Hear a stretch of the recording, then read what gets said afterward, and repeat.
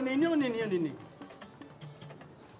waaw du question dara sax xewul sax ndax man moom vraiment di dem ak di dikk sax man ak di xeex ak yéen dara jaru ko parce que ku ñu yónni duma xeex ak moom mais kii dañu convoqué parent parental yi la ñu convoqué pour ñu ñëw te man je suis le parent parental dafa tricher bi mu tricher ñu convoqué ko droit lay jàng cité internationale bon waaw léegi sax mu ngi doon def télé en ligne discuter élèves en ligne mais affaire tricher fii moom foog parent bi assisté ko. mais tos bul tudd tricher ñi may xamal yaa ngi war a expliquer woon damay tricher. moo ko waxee noonu rek kon nag ñu ngeen may ni ñu dem tañu ma yaakaar du ngeen poussé mais kii droit lay jàngi. droit laa doon suivre mais xam naa dama koy bàyyi parce que ñi dañoo ñàkk kees seen yu ñuul yooyu nar fee gën a bëri indil ñu feebar yéen lan la yow masque bi da koy rey léegi.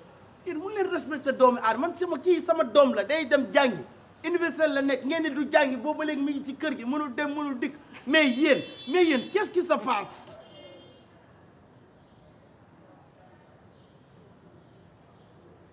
ok kañ dem man sa surveillance ñoom dinaa live man dinaa wax ak média bi dinaa wax ak ñoom parce que lii nii moom il faut international yëg ko ñëpp yëg ko. tos ñu dem ñu jëriñoo waxal. ñu doon ñàkk jom. ay doo leen fi buubee de kër gi moom bu dee loo dagg seen xol doo leen fi buub.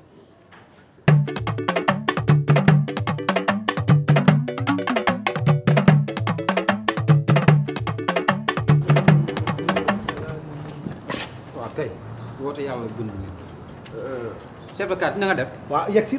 jaru ko li may wax mën naa ko wax fii. ndax boo ñëwee boo gisee ni ma ñëwee sa xam ñëw bi ma ñëw sama xol neexul chef de quartier ndax Moustapha Touré mais nu jàpp Baricadé këram gee du dëgg doodu yoon loolu dañ ko war a dindi dégg nga nan ko bàyyi mu am liberté d'expression di génn di sorti di aller di revenir Baricadé yéenu Baricadé buntu këram bi laa bëgg mu dañ as góor bu toll ni Moustapha Touré dëkk ci koñ bi yàgg fi lu dox ci quartier bi mu bokk ca ñu koy doxal ñu koy sosal di ko tuumaal lu mel nii du dëgg du yoon ndax wax yi nan ko manigancé woon xale yi nan taxalee seen ay fen am njaay indil jóob gi ba taxale mu ni bëmb sama kaw loolu tax moon ma gëm ko ndeke ay feni neen la du dëgg du yoon nanu dindi Baricadé yan ko Baricadé lii neexul ci xol ku mu doonoon yow du la neex.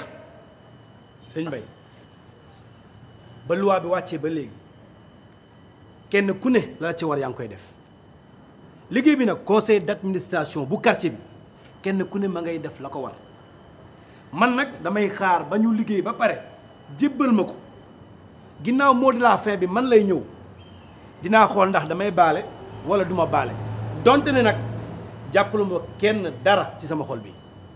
waaw chef de quartier yow sa conseil de la quartier kooku nga wax sa ministère ñooñ di réunion mësuñu fi réunion lu pare dëgg nag neexut nanu te tranché nit ki ku nekk la mu war a doon ci quartier bi ñu doon ko Moustapha Touré nee ngeen ko def du dëgg du yoon.